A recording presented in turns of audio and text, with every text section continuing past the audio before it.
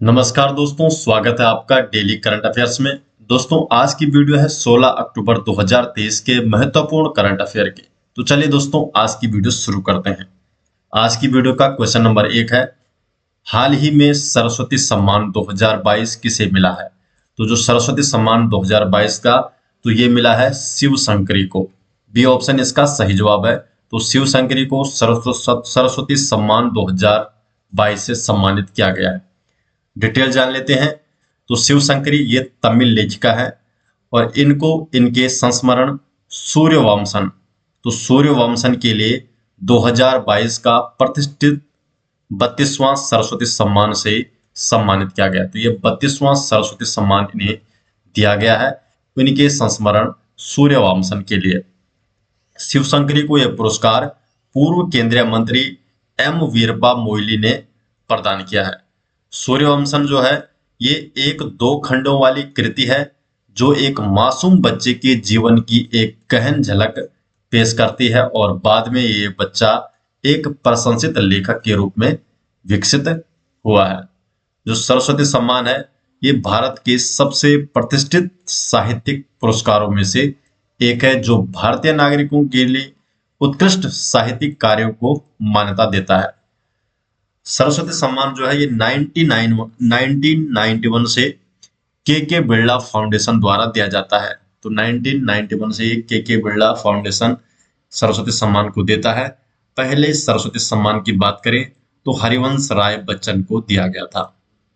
सरस्वती सम्मान पाने वाली जो पहली महिला विजेता कौन है? बालमणि अम्मा। तो बालमणि अम्मा सरस्वती सम्मान को पाने वाली पहली महिला थी। 2021 की बात करें तो 2021 का जो 31वां सरस्वती सम्मान जो पुरस्कार था ये प्रोफेसर रामदरस मिश्र को दिया गया। तो प्रोफेसर रामदरस मिश्र को 31वां सरस्वती सम्मान 2021 से सम्मानित किया गया और 2022 का शिव शंकरी को दिया गया है उनके संस्मरण सूर्यवंशन के लिए। क्वेश्चन नंबर 2 है, उत्तर प्रदेश का पहला सौर शहर किसे बनाया जाएगा? तो उत्तर प्रदेश का जो पहला सौर शहर है अयोध्या को बनाया जाएगा। ए ऑप्शन सही जवाब है। तो अयोध्या को उत्तर प्रदेश का पहला सौर शहर बनाया जाएगा। अयोध्या को उत्तर प्रदेश का पहला सौर शहर बनाने का जिम्मा दिया गया है एनटीपीसी को। तो एनटीपीसी को सौंपा गया है अयोध्या को पहला सौर शहर बनाने का जिम्मा उत्तर प्रदेश का। अगर बात करें भारत का पहला सौर शहर, तो भारत का जो पहला सौर शहर है वो है सांची। और सांची कहाँ है? मध्य प्रदेश में। तो मध्य प्रदेश के रायसेन जिले में स्थित है विश्व दरबार स्थल सांची, जो कि भारत का पहला सौर शहर बन गया है और इसका उद्घाटन किया मुख्यमंत्री शिवराज सिंह चौहान ने। तो शिवराज सिंह चौहान द्वारा इसका उद्घाटन किया गया है और ये भारत का जो सांची है भारत का पहला सौर शहर बन गया है। क्वेश्चन नंबर 3 है, वर्ल्ड बेस्ट एम्प्लॉयज 2023 में शामिल होने वाला भारत का पहला पब्लिक सेक्टर अंडरटेकिंग पीएसयू कौन सा है? तो जो वर्ल्ड बेस्ट एम्प्लॉयज 2023 में शामिल होने वाला जो भारत का पहला पीएसयू है वो है एनटीपीसी। तो एनटीपीसी है भारत का पहला पीएसयू वर्ल्ड बेस्ट एम्प्लॉयज 2023 में शामिल होने वाला।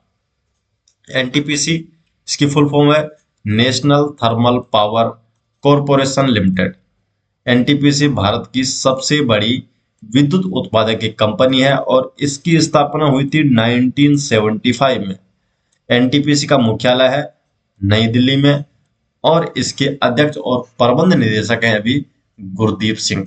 तो गुरदीप सिंह एनटीपीसी लिमिटेड के अध्यक्ष एवं प्रबंध निदेशक हैं।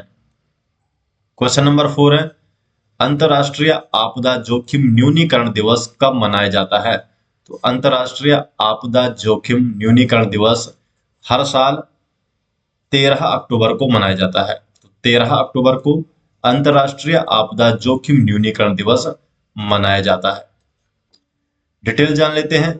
तो आपदा जोखिम न्यूनीकरण के लिए अंतर्राष्ट्रीय दिवस हर साल 13 अक्टूबर को मनाया जाता है। तो 13 अक्टूबर को हर साल अंतर्राष्ट्रीय दिवस कौन सा?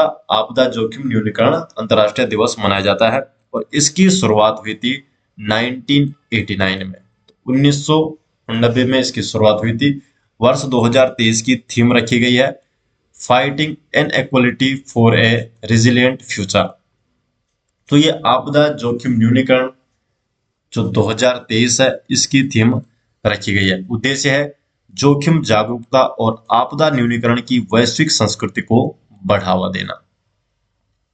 क्वेश्चन नंबर 5 है, हाल ही में श्रम बल सर्वेक्षण रिपोर्ट 2022-23 किसके द्वारा जारी की गई है? तो जो श्रम बल सर्वेक्षण रिपोर्ट 2022-23 है तो ये राष्ट्रीय सांख्यिकी कार्यालय द्वारा जारी की गई है। श्रम बल सर्वेक्षण रिपोर्ट 2022-23। तो जो राष्ट्रीय सांख्यिकी कार्यालय है नेशनल स्टैटिस्टिकल ऑफिस, तो नेशनल स्टैटिस्टिकल ऑफिस एनएसओ ने जुलाई 2022 से लेकर जून 2023 तो इस दौरान के किए गए आवधिक श्रम बल सर्वेक्षण की वार्षिक रिपोर्ट 2022-23 जारी की गई है। इस रिपोर्ट में क्या है, महिलाओं की भागीदारी बढ़ी है। देखो महिलाओं की भागीदारी वर्ष 2020-21 में महिला श्रम बल भागीदारी दर थी 32.5%। 2021-22 में ये बढ़कर 32.8% हुई और 2022-23 में बढ़कर 32.8% से लेकर सीधा बढ़ गई है 37%। क्वेश्चन नंबर 6 है, हाल ही में नवरत्न कंपनी का दर्जा किसे मिला है? तो नवरत्न कंपनी का दर्जा हाल ही में किसे मिला है? तो दो कंपनियों को मिला है, राइट्स लिमिटेड को और इरकॉन को। तो ए और बी इन दोनों को ही मिला है नवरत्न कंपनी का दर्जा। तो डी ऑप्शन इसका सही हो जाएगा, ए और बी दोनों सही है। डिटेल जान लेते हैं। तो हाल ही में वित्त मंत्रालय ने रेलवे से जुड़ी है ये दोनों ही कंपनियां, राइट्स लिमिटेड और इरकॉन, इन दोनों को नवरत्न कंपनी का दर्जा दिया है रेलवे वित्त मंत्रालय ने। इससे पहले भारत में कुल 14 नवरत्न कंपनियां थी और अब इनकी संख्या 16 हो गई है। तो ये दो कंपनियां बढ़ी है नवरत्न कंपनियों की लिस्ट में। 15वीं जो नवरत्न कंपनी है इरकॉन है और राइट्स लिमिटेड को ये 16वीं नवरत्न कंपनी है। जो राइट्स लिमिटेड है इसकी स्थापना हुई थी 1974 में और इरकॉन की स्थापना हुई थी 1976 में। नेक्स्ट क्वेश्चन है क्वेश्चन नंबर 7, केरल राज्य की पहली 3D प्रिंटेड इमारत का उद्घाटन कहाँ किया गया? तो केरल राज्य की पहली 3D जो प्रिंटेड इमारत है तो इसका उद्घाटन तिरुवनंतपुरम में किया गया। तो तिरुवनंतपुरम में केरल राज्य की पहली 3D प्रिंटेड इमारत का उद्घाटन किया गया। डिटेल जान लेते हैं। तो हाल ही में केरल के तिरुवनंतपुरम में राज्य की पहली 3D प्रिंटेड इमारत का उद्घाटन किया गया और जो ये इमारत है ये केरल राज्य विनिर्माण केंद्र के परिसर में बनाई गई है। इस बिल्डिंग का नाम रखा गया है अमेजन 28। तो अमेजन 28 इस बिल्डिंग का नाम रखा गया है। जो 3D प्रिंटेड जो होती है इसी को एडिटिव मैन्युफैक्चरिंग भी कहा जाता है। तो एडिटिव मैन्युफैक्चरिंग 3D प्रिंटेड को कहा जाता है, इस नाम से भी जानी जाती है, एडिटिव मैन्युफैक्चरिंग के नाम से भी जानी जाती है। इस तकनीकी में क्या होता है, तो कंप्यूटर द्वारा निर्मित डिजाइन का उपयोग करके परत दर परत निर्माण किया जाता है। देश का जो पहला 3D डाकघर है वह है बेंगलुरु। तो 3D डाकघर बेंगलुरु में खोला गया है। देश का पहला 3D डाकघर जो खोला गया बेंगलुरु में खोला गया था। क्वेश्चन नंबर 8 है, बच्चों में कुपोषण के प्रबंधन के लिए प्रोटोकॉल की शुरुआत किसके द्वारा की गई? तो बच्चों में जो कुपोषण का प्रबंधन के लिए जो प्रोटोकॉल है इसकी शुरुआत की गई स्मृति ईरानी के द्वारा। तो स्मृति ईरानी के द्वारा बच्चों में कुपोषण के प्रबंधन के लिए प्रोटोकॉल की शुरुआत की गई है। नेक्स्ट क्वेश्चन है question number 9, global hunger index GHI 2023 में भारत की रैंक है। जो ग्लोबल हंगर इंडेक्स 2023 है तो इसमें भारत की रैंक है 111। डी ऑप्शन इसका सही जवाब है। तो GHI 2023 में भारत की रैंक है 111 है। 125 में से 111वीं रैंक मिली है भारत को ग्लोबल हंगर इंडेक्स 2023 की। इसके बारे में जान लेते हैं। जो ग्लोबल ग्लोबल हंगर इंडेक्स 2023 है, तो किसके द्वारा जारी की गई है? World wide and wealth hunger life wealth hunger help. तो world wide and wealth hunger help द्वारा जारी की गई है। संयुक्त रूप से इन्होंने जारी की गई है वैश्विक भुखमरी सूचकांक या ग्लोबल हंगर इंडेक्स 2023, और इसमें भारत को 125 देशों में से 111वां स्थान पर रखा गया है। तो किसके द्वारा जारी की गई है? ये वर्ल्ड वाइड और वेल्थ हंगर हेल्प के द्वारा दोनों ने मिलकर जारी की है ग्लोबल हंगर इंडेक्स जीएचआई 2023, और इसमें भारत को मिला है 111वां स्थान।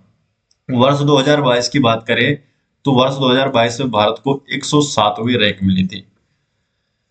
2023 में भारत का जो जीएचआई स्कोर है 28.7 है, 28.7 है, जिसे कि जीएचआई भुखमरी की गंभीरता के मापदंड के अनुसार गंभीर के रूप में वर्गीकृत किया जाता है।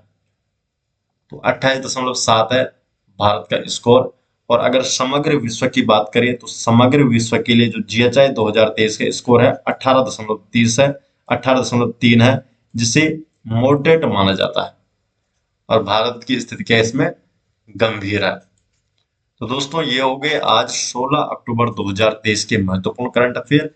ये सभी नोट्स आपको मिल जाएंगे हमारी वेबसाइट में, जिसका लिंक आपको डिस्क्रिप्शन में देखने को मिल जाएगा। तो आप डिस्क्रिप्शन में जाइए, वहां पर चेक कर सकते हैं आप, वहां पर ये सभी नोट्स आपको देखने को मिल जाएगा। तो मिलते हैं दोस्तों नेक्स्ट वीडियो के साथ, तब तक के लिए आपका बहुत बहुत धन्यवाद।